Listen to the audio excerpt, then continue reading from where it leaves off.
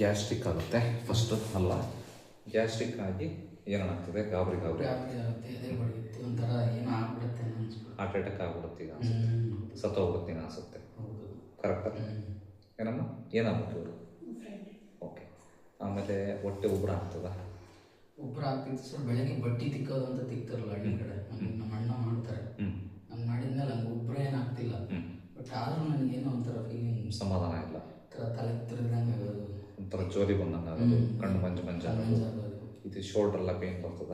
ಇಲ್ಲ ಇಲ್ಲ, ಶೋಲ್ಡರ್ ನನಗೆ ನೋವು ಎಲ್ಲೂ ಬರಲ್ಲ ಸರ್, ಬಟ್ ತಲೆ ತಿರುಗಿದಂಗೆ ಆಗುತ್ತೆ, ಸಮಾಧಾನ ಆಗುತ್ತೆ, ಕೈ ನಡುತ್ತವೆ ಸರ್. ಏನು ಕೆಲಸ ಮಾಡೋದು? ಜಿಯೋಟ್ರಿಷನ್. ನಿತ್ಯ ಕಳಿತೀರೇನು?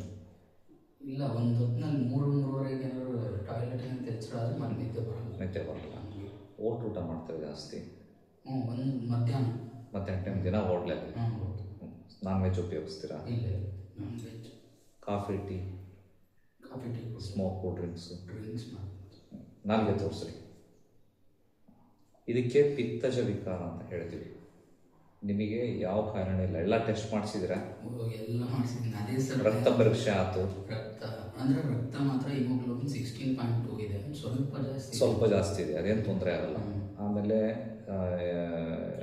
ಹಾರ್ಟಿಂದು ಇ ಸಿ ಜಿ, ಎಕೋ, ಮತ್ತೆ TMT ಎಲ್ಲ ನಾರ್ಮಲ್. ಹೌದಾ? ಎಂಡೋಸ್ಕೋಪಿ ಮಾಡಿಸಿದ್ರೆ?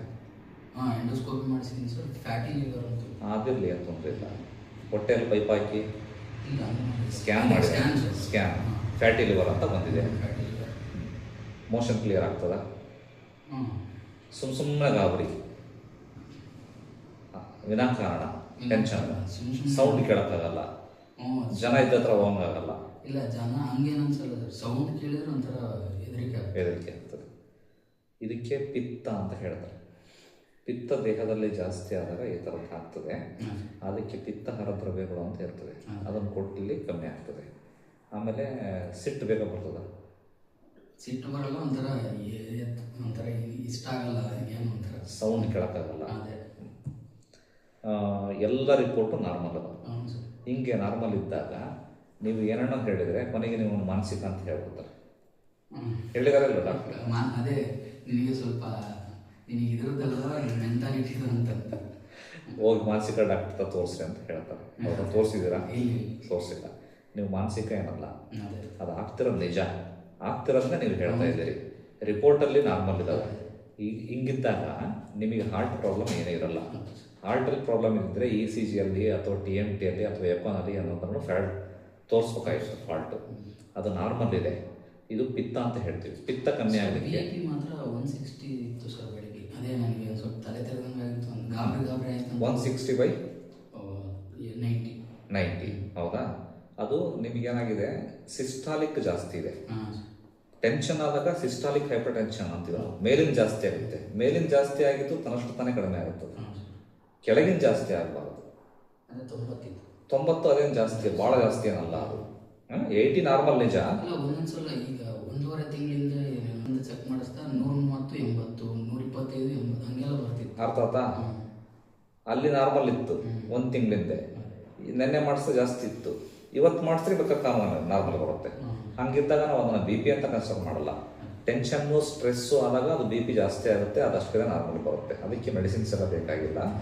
ನಾನು ಹೇಳಿದಂಗೆ ಪಿತ್ತಹಾರ ದ್ರವ್ಯಾಸ ಅಂತ ಇರ್ತದೆ. ಅದನ್ನು ಕೊಟ್ಟಾಗ ಟೆನ್ಷನ್ ಕಡಿಮೆ ಆಗ್ತದೆ. ಟೆನ್ಷನ್ ಕಡಿಮೆ ಆದಾಗ ಗಾಬರಿ ಕಮ್ಮಿ ಆಗುತ್ತೆ. ಗಾಬರಿ ಕಮ್ಮಿ ಆದಾಗ ಆಟೋಮೆಟಿಕಲಿ BP ನಾರ್ಮಲಿ ಬರುತ್ತೆ. ಹಂಗಲ್ಲ, BP ಡೈರೆಕ್ಟಾಗಿ ಮೆಡಿಸಿನ್ಸ್ ಕೊಡೋದು ಬೇಕಾಗಿಲ್ಲ. ಇದು ಮಾನಸಿಕ ವಿಕಾರನೂ ಅಲ್ಲ, ನಿಮ್ಮದು ದೈಹಿಕ ವಿಕಾರನೂ ಅಲ್ಲ. ಇದೇನಪ್ಪ ಅಂತಂದರೆ ನೀವು ಪಿತ್ತ ಅಂತ ಹೇಳ್ತೀವಿ. ನಿಮ್ಮ ಬಾಡಿ ಹೀಟ್ ಅಲ್ಲ. ಡ್ರಿಂಕ್ಸ್ ತುಂಬ ಮಾಡ್ತಿದ್ದೆ, ಇವಾಗ ಕಡಿಮೆ ಮಾಡೋದಕ್ಕೆ. ಮೊದಲು ಹಂಗೆ ಮಾಡಿದಾಗ ಏನು ನನಗೆ ರಾತ್ರಿ ನಿದ್ದೆ ಗೊತ್ತೇ ಆಗ್ತಿರ್ಲಿಲ್ಲ, ಬೆಳಿಗ್ಗೆ ಆರಾಮಿರ್ತಿದ್ದೆ. ಹಂಗಂತ ಮತ್ತೆ ಡ್ರಿಂಕ್ಸ್ ಸ್ಟಾರ್ಟ್ ಮಾಡಬೇಡ್ರಿ. ಅದಕ್ಕೆ ಇದಕ್ಕೇನು ಸಂಬಂಧ ಇಲ್ಲ. ಡ್ರಿಂಕ್ಸ್ ತಗೊಂಡಿದ್ರಿಂದ ಪಿತ್ತ ಜಾಸ್ತಿ ಆಗಿದೆ, ಗೊತ್ತಾಯ್ತಲ್ಲ? ಡ್ರಿಂಕ್ಸ್ನ ಹಾಟ್ ಡ್ರಿಂಕ್ ಅಂತೀರಾ, ಕೋಲ್ಡ್ ಡ್ರಿಂಕ್ ಅಂತೀರಾ? ಹಾಟ್ ಅಂದ್ರೆ ಏನು? ಪಿತ್ತ. ಪಿತ್ತ ಅಂದ್ರೆ ಏನು? ಉಷ್ಣ. ಅರ್ಥ ಆಗ್ತದೆಯಾ? ಹಿಂಗದು. ಈಗ ಬಿಟ್ಟಿದ್ದೀರಾ, ಕಮ್ಮಿ ಮಾಡಿದ್ದೀರಾ? ಸರಿ, ಬಿಟ್ಟಿದ್ದೀರಾ, ಬಿಟ್ಬಿಟ್ರಿ, ಮುಗಿದೋತ್ತು. ನಾನು ಹೇಳ್ದಂಗೆ ಕರೆಕ್ಟಾಗಿ ಮೆಡಿಸಿನ್ ತಗೊಂಡ್ರೆ ಸರಿ ಹೋಗ್ತಾ ಬರುತ್ತೆ. ಓಕೆನಾ? ಮತ್ತೇನಾರು ಹೇಳೋದಿದೆಯಾ? ಮೋಷನ್ ಕ್ಲಿಯರ್ ಇದೆಯಾ? ಓಕೆ, ಮಲ್ಕೊಳ್ರಿ, ಒಂದ್ಸರಿ ಚೆಕ್ ಮಾಡ್ತೀನಿ.